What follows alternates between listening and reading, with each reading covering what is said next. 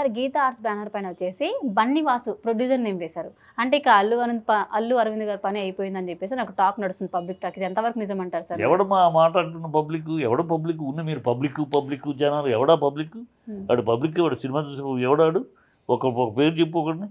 అడ్రస్లు నా కొడుకులు ఏదో వాగుతూ ఉంటారు, అడ్రస్ లేదు సన్నాసులు ఏదో వాగుతూ ఉంటాడు, బుద్ధి జ్ఞానం లేదు నా కొడుకులు ఏదో వాగుతూ ఉంటారు. వీళ్ళందరికీ మీరు అడ్రస్లు ఇస్తున్నారు. వాడెవడో సన్నాసి, వాడు ఊరు పేరు తెలియదు, వాడు పక్కింటాడు తెలియదు, ఎవడో వాడు గాలి నా కొడుకు నోటి దూర ఏదో మాట్లాడుతూ ఉంటారు.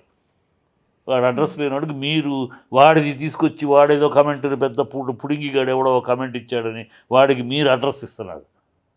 సన్నాసి ఎవడో అవుతాడు, వాడికి ఏం తెలుసు ఎవడు అయిపోయారు, వాడికి అడ్రస్ ఉండదా?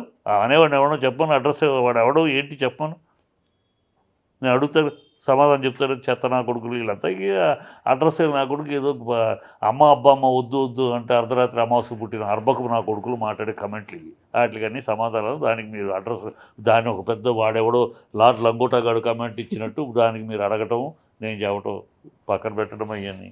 సార్ తండేలు మూవీకి వచ్చేసి మన ఈ అల్లు అరవింద్ గారు వేసిన డైలాగ్ వల్లే ఈ మూవీ హైలైట్ అయిందని చెప్పేసి అని అంటున్నారు సార్. మరి ఏ డైలాగ్ వల్ల? ఇప్పుడు అల్లు అరవింద్ గారు ఒక డైలాగ్ వేశారు కదా, ఒక సినిమాలు పడుకోబెట్టారు ఇట్లా. ఆ తండేలు మూవీ ఈవెంట్లో జరిగింది ఇదంతా.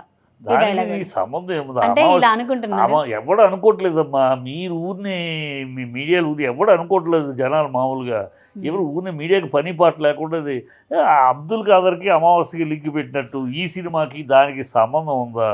ఏమన్నా ఉందా?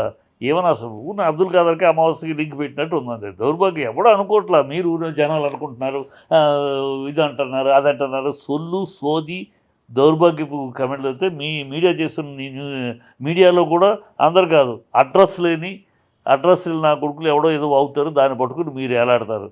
మీరు అంతకన్నా ఇంకేం లేదు. దౌర్భాగ్యం అది. ఎవడో సన్నాసి ఎవడో వాగుడు, వాడు వాగుడు రాలిపోయిన వెంట్రుకతోటి సమానం అలాంటి వాడు వాగుడు. దానికి కూడా మనం టైం వేస్ట్. నేను నాలాంటి కూర్చొని అలాంటి వాటికి కూడా ఒక సమాధానము, దానికి ఒక ఎక్స్ప్లెనేషను, దానికి ఒక విశ్లేషణ అడగడానికి మీకైనా సిగ్గుండాలి, చెప్పడానికి నాకైనా సిగ్గుండాలి.